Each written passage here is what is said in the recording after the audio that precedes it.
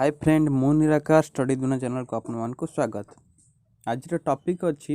जे 1857 सिपाही विद्रोह विषय आज आम आलोचना करवा। जो सिपाही विद्रोह के ना 31 मई 1857 से चिन्ह कौन थिला जो सिंबल आम जी कहवा से सिंबल थिला पद्म एवं चपाती जोटा को आम कहती रुटी जो लोटस एंड चपाती थिला तार सिंबल। से समय जो गवर्नर जनरल थिले लॉर्ड कनिंग थिले एवं ब्रिटिश प्राइम मिनिस्टर किए थिले ना लॉर्ड पामस्टन। ये जो तीनोटी आपन को निहाती मन रखा पड़ो कारण या हूँ प्रत्येक एग्जाम रे निहाती आसूची रिवोल्ट 1857 जहाँ भी आपन को गोटे क्वेश्चन आसो आप निश्चित पाइबे। तेणुक ये जो रिवोल्ट हेबार कारण कौन थिला जे आ रिवोल्टर फलाफल कौन है आम से विषय आज आम आलोचना करवा। ये रिवोल्ट पछरे बहुत कारण अच्छी जो कारण गुड़िक है कि पॉलिटिकल कारण अच्छी पॉलिटिकल कज तब इकोनॉमिक कज अच्छी मिलिटरी डिस्क्रिमिनेशन अच्छी रिलीजियस डिस्क्रिमिनेशन अच्छी यही सब कारण अनुजाई ये जो रिवोल्टटी आरंभ होती। जदि आम देखा पॉलिटिकल कज कौन अच्छी राजनीतिक कारण कौन कौन अच्छी ना जो नाना साहेब थिले जे नाना साहेब कौन करते जो पेंशन मिलूला से पेंशन कौन कराला ना ताको रिजेक्ट करागला ना ताको मना करा ना तुम नहीं पारिबनी एवं से जो आडप्ट करथिले कौन जे आडप्ट करथिले जो पेशवा जो बाजीराव टू को जो आडप्ट कले निज पुओ ग्रहण कर पोष्यपुत्र किंतु जिते लॉर्ड डेलहाउसेस कौन करछंती ना डक्टन लेपस जो रूल तैयारी करथिले जो रूल रे कि जदि कोनोसी राजांकर कोनोसी पुत्र संतान न हुंती से कोनोसी पुत्र को ग्रहण करके राज सिंहासन रे बसई पारिबे नहीं से राज्य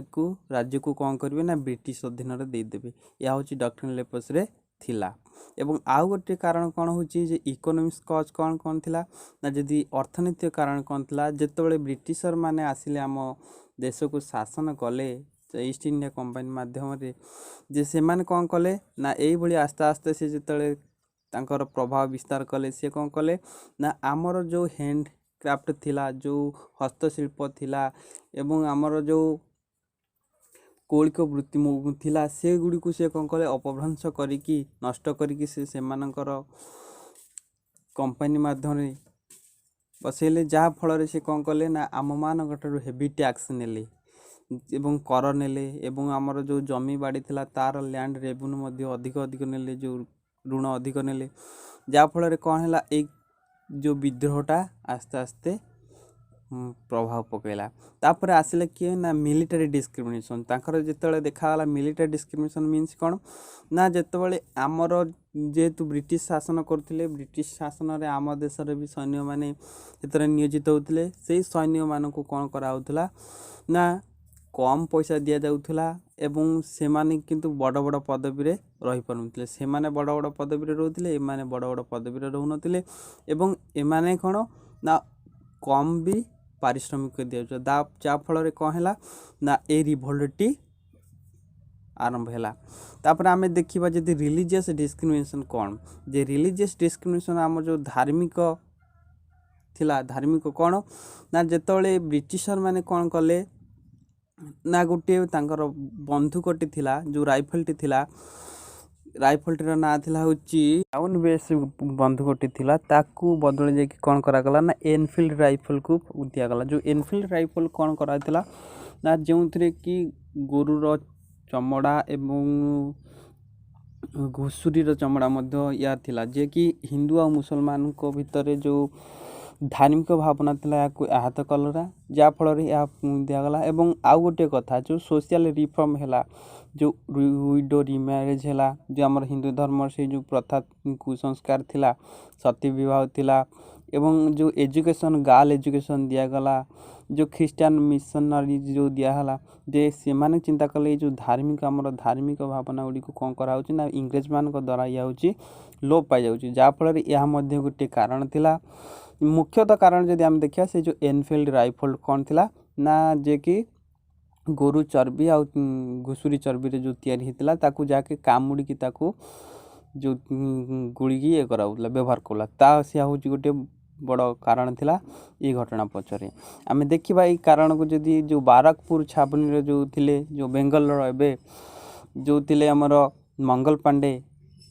ମାର୍ଚ୍ଚ 29 କ'ଣ କଲେ ନା ସେ କ'ଣ କଲେ ନା 2 ଜଣକୁ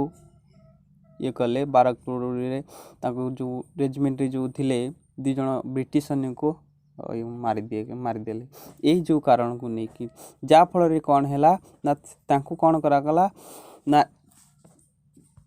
ନା ମଙ୍ଗଲ ପଣ୍ଡେଙ୍କୁ ଫାଶୀ ଦିଆଗଲା। ଏହି ଫାଶୀ ଦେବା ଫଳରେ କ'ଣ କଲା ନା ଏହା ମାଧ୍ୟମରେ ବିଦ୍ରୋହଟା ଆହୁରି ଗୁରୁତ୍ୱପୂର୍ଣ୍ଣ ଇଏ କଲା ଏବଂ ଚାରିଆଡ଼େ ପ୍ରଚାର ପ୍ରସାର ହେଇଗଲା। ଏହାପରେ କ'ଣ ହେଇଛି ନା ଆମେ ଦେଖିବା ଏଇଭଳି କାରଣକୁ ନେଇକି ରିଭୋଲ୍ଟ 1857 ଯେଉଁ ସିପାହୀ ବିଦ୍ରୋହ କ'ଣ ହେଇଛି ନା ଆରମ୍ଭ ହେଇଛି। ଯଦି ଆର ଦେଖିବା ଇମ୍ପୋର୍ଟାଣ୍ଟ ପର୍ସନ୍ ସବୁ କିଏ କିଏ ଅଛନ୍ତି, ଗୁରୁତ୍ୱପୂର୍ଣ୍ଣ ଯେଉଁ ବ୍ୟକ୍ତି ଅଛନ୍ତି ଏଇ ଯେଉଁ ଯୁଦ୍ଧରେ ବା ସିପାହୀ ବିଦ୍ରୋହରେ ଯେଉଁ ମୁଖ୍ୟ ପୁରୋଧା ଗ୍ରହଣ କରିଥିଲେ ଆମେ ଦେଖିବା, ଯେ ଜଣେ ଥିଲେ ଭକ୍ତ ଖାନ, ଯେ ଥିଲେ ଯିଏକି ଦିଲ୍ଲୀକୁ ସେ କ'ଣ କରିଥିଲେ ନା ଅଧିକାର କରିଥିଲେ କାଠାରୁ ନା ଯେଉଁ ବ୍ରିଟିଶ ଆର୍ମିଙ୍କ ଠାରୁ ସେ କ'ଣ କରିଥିଲେ ଭକ୍ତ ଖାନ ଯିଏ କ୍ୟାପଚର କରିଥିଲେ ଦିଲ୍ଲୀକୁ। ତାପରେ ଦେଖିବା ଯଦି ନାନା ସାହେବ ହେଉଛନ୍ତି କାନପୁରରେ ତାନ୍ତିଆ ଟୋପିଙ୍କୁ ଯିଏକି ଯେ ଥିଲେ କାନପୁରରେ ସିଏ ବି ମଧ୍ୟ ଗୁରୁତ୍ୱପୂର୍ଣ୍ଣ ଭୂମିକା ଗ୍ରହଣ କରିଛନ୍ତି। ତାପରେ ଆମେ ଯଦି ଦେଖିବା ବେଗମ ହାଜତ ମହଲ ଯିଏକି ଅଯୋଧ୍ୟାର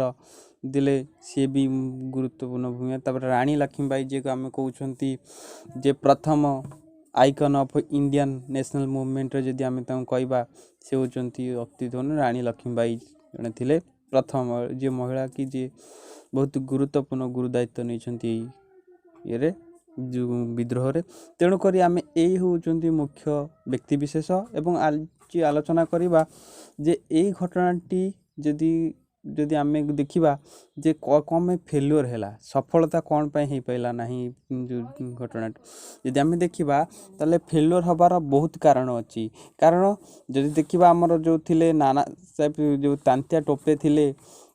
ଯେ ସିଏ ଚାହୁଁଥିଲେ ଯେ 31 ମେରେ ଏଇ ବିଦ୍ରୋହଟି ଆରମ୍ଭ ହଉ, ବଟ୍ କିନ୍ତୁ ଯଦି ଆମେ ଦେଖିବା ଏହା ହେଉଛି 10 ମେରେ କ'ଣ ହେଇଛି ନା ଏଇ ଘଟଣାଟି ଆରମ୍ଭ ହୋଇଯାଇଛି, ବିଦ୍ରୋହଟି ଆରମ୍ଭ ହୋଇଛି। ଯାହାଫଳରେ ଆମେ ଦେଖିବା ଏଠି ତାହେଲେ ଆମର ଲିଡରସିପ୍ର ଯେଉଁ ମୁଖ୍ୟ ଲିଡରସିପ୍ର ଏଠି ଥିଲା ଏବଂ ଅଭାବ ଥିଲା। এই ବିଦ୍ରୋହଟିକୁ ଆମେ ଯଦି ଦେଖିବା କେବଳ ନର୍ଥନ୍ ଏବଂ ସେଣ୍ଟ୍ରାଲ ଇଣ୍ଡିଆ ଭିତରେ ଏହା ହେଉଛି ଥିଲା, କିନ୍ତୁ ଯେଉଁ ଆମର ରହିଲେ ଇଷ୍ଟର୍ଣ୍ଣ ପାର୍ଟ ରହିଲା ଏବଂ ସାଉଥ୍ ଇଣ୍ଡିଆ ରହିଲା ଏବଂ ୱେଷ୍ଟର୍ଣ୍ଣ ଇଣ୍ଡିଆ ଯେଉଁ ରହିଲା ଏହା ସ୍ପ୍ୟାରେଡ଼ ହେଇପାରିଲାନି, ଏହା ଯାଇପାରିଲାନି। ମାନେ ଏ ବିଦ୍ରୋହରେ ସେମାନେ ମାନେ କ'ଣ କଲେନି ନା ଏ ବିଦ୍ରୋହରେ ସେମାନେ ସହଯୋଗ କଲେନି, ଯାହାଫଳରେ ଏହା ଗୋଟେ ମୁଖ୍ୟ କାରଣ ଥିଲା। ଏବଂ ଏହା ପଛରେ ଆହୁରି ଗୋଟେ କାରଣ, ଯେମିତି ଦେଖିବା ବ୍ରିଟିଶର ମାନେ ମଧ୍ୟ ଆମର କିଛି ଭଲ କରିଛନ୍ତି, ଯେମିତି ଆମର କୁସଂସ୍କାର ଥିଲା ସତୀ ପ୍ରଥା ଏବଂ ଆମର ଯଦି କହିବା ବିଧବା ବିବାହ, ଏଇ ଯେଉଁ ଘଟଣାକୁ ନେଇକି ଯଦି ଆମେ କହିବା କିଛି ଲୋକ ବି ଭାବୁଥିଲେ ନା ବ୍ରିଟିଶର ମାନେ କିଛି ଭଲ କାର୍ଯ୍ୟ କରୁଛନ୍ତି ଏବଂ ଆମେ ସେମାନଙ୍କୁ ବି ସପୋର୍ଟ କରିବା। ଏବଂ ଆହୁରି ଯେଉଁ ସେଲଫିସ୍ ଯେଉଁ ଜମିଦାର ଥିଲେ, ବଡ଼ ବଡ଼ ଜମିଦାରୀ ମାନେ ଥିଲେ, ସେମାନେ ମଧ୍ୟ ଡରୁଥିଲେ କାଳେ ବ୍ରିଟିଶର ମାନେ ଆମ ଉପରେ କିଛି ହାମଲା କରିବେ ଇଏ କରିବେ ଏବଂ ସେମାନଙ୍କର ଯେଉଁ ସ୍ୱାର୍ଥ ପାଇଁ ସେ କେବେ ହେଲେ ବ୍ରିଟିଶରଙ୍କୁ ସପୋର୍ଟ କରୁଥିଲେ। ଯେମିତିକି ଆମେ ଦେଖିବା ଯେ ସିନ୍ଧିଆ ପରିବାର ଯିଏ ଥିଲେ, ସିନ୍ଧିଆ ପରିବାର ଥିଲେ ଯେଉଁ ଗ୍ୱାଲିୟରର ଥିଲେ ସିନ୍ଧିଆ ପରିବାର ସିଏ ମଧ୍ୟ, ଆଉ ହୋଲକର ପରିବାର ଯେଉଁ ଥିଲେ ଇନ୍ଦୋରର ଏବଂ ନାଜିମ ଥିଲେ ହାଇଦ୍ରାବାଦର, ରାଜା ଅଫ୍ ଯୋଧପୁରରେ ଯେଉଁ ଥିଲେ ରାଜପୁତ ରୁଲର ଏବଂ ନବାବ ଭୋପାଳ ପଟିଆଲା ନବାବ ଏଇସବୁ ଯେଉଁମାନେ ଥିଲେ ସେମାନେ କ'ଣ କରୁଥିଲେ ନା ବ୍ରିଟିଶରମାନଙ୍କୁ ସହଯୋଗ କରୁଥିଲେ। ତେଣୁକରି ଏଇ ଯେଉଁ ଘଟଣାଟି କ'ଣ ହେଲା ନା ରିଭୋଲ୍ଟଟି ଠିକ୍ ଭାବରେ ହୋଇପାରିଲା ନାହିଁ। ଯେହେତୁ ତୁମ ନିଜ ପରିବାର ଲୋକ ଯଦି ନିଜକୁ ଯଦି ସପୋର୍ଟ ନ କରିକି ବାହାର ଲୋକକୁ ସପୋର୍ଟ କରେ ତାହେଲେ ୟା ତ ନିଶ୍ଚିତ ଭାବରେ ଆପଣମାନଙ୍କର ଧ୍ୱଂସ ବିଧ୍ୱଂସ ଆପଣଙ୍କ ପରିବାରଟି ହେବ। ତେଣୁକରି ଏଇଭଳି ଭାବରେ ଭାରତରେ ଏଇଭଳି ଥିଲା। ଏବଂ ଆଉ ଗୋଟିଏ କଥା ଦେଖିବା, ଯେଉଁ ଆମର ଯେଉଁ ରିବେଲର ଯେଉଁ ମୁଖ୍ୟ ଭୂମିକା ଗ୍ରହଣ କରିବା କଥା, ଯେଉଁ ଲିଡରସିପ୍ର ଏଠି ମାନେ ଥିଲା ଅଭାବ ଥିଲା, ଯେ କାରଣ କିଏ କେତେବେଳେ କ'ଣ କହୁଥିଲା, କିଏ କେତେବେଳେ କାହାକୁ ଛାଡ଼ିକି ପଳାଉଥିଲା, ଏହା ହେଉଛି ନଥିଲା। କାରଣ ସମସ୍ତଙ୍କ ମନ ଯଦି ଏକା ଥାନ୍ତା ତାହେଲେ ଏହା ବିଦ୍ରୋହଟା ସଫଳ ହୋଇପାରିଥାନ୍ତା। ଯାହାଫଳରେ ଏଇଭଳି ଘଟଣା ଅନୁସାରେ ଆମର ବିଦ୍ରୋହଟି ବିଫଳ ହୋଇଥିଲା। କିନ୍ତୁ ଆମେ ଯଦି ଧରିବା ବିଫଳ ନି, ଏହା ହେଉଛି ଆମର ଗୋଟେ ଯେମିତି ଆମେ କହିବା ଯେ failure is the pillar of the success, ଯଦି ଆମେ କହିବା ସେଇଭଳି ଅନୁଯାୟୀରେ ଯଦି ଏଇ ରିଭୋଲ୍ଟଟି ଯଦି ଜାଳି ନଥାନ୍ତା ଆମ ଭିତରେ ଯେଉଁ ଅଗ୍ନିର ଯଦି ଜାଳି ନଥାନ୍ତା ତାହେଲେ ଆମ ଦେଶ ସ୍ୱାଧୀନତା ହେଇନଥାନ୍ତା। ଏଇଭଳି ଭାବରେ ରିଭୋଲ୍ଟଟି ମଧ୍ୟ ପ୍ରଭାବ ପକାଇଥିଲା, ଯାହାଫଳରେ ଆଗକୁ ଆମର ଯେଉଁ ଆମର ପରବର୍ତ୍ତୀ ଜେନେରେସନ୍ ଯେଉଁମାନେ ଆସିଲେ, ଯାହାଫଳରେ ଆଗକୁ ମଧ୍ୟ ସେଇ ବିଦ୍ରୋହକୁ ଆଗେଇ ନେଇଗଲେ, ଯାହାଫଳରେ ଆମେ 1947 ମସିହାରେ ସ୍ୱାଧୀନ ହେଲେ ବ୍ରିଟିଶ ସରକାରଙ୍କ ପାଖରୁ। ଯଦି ଆପଣଙ୍କୁ ମୋ ଭିଡ଼ିଓଟି ଭଲ ଲାଗିଥାଏ ନିଶ୍ଚିତ ଗୋଟେ କମେଣ୍ଟ କରିବେ ଏବଂ ଲାଇକ୍ କରିବେ ଏବଂ ମୋ ଚ୍ୟାନେଲଟିକୁ ସବସ୍କ୍ରାଇବ୍ କରିବେ।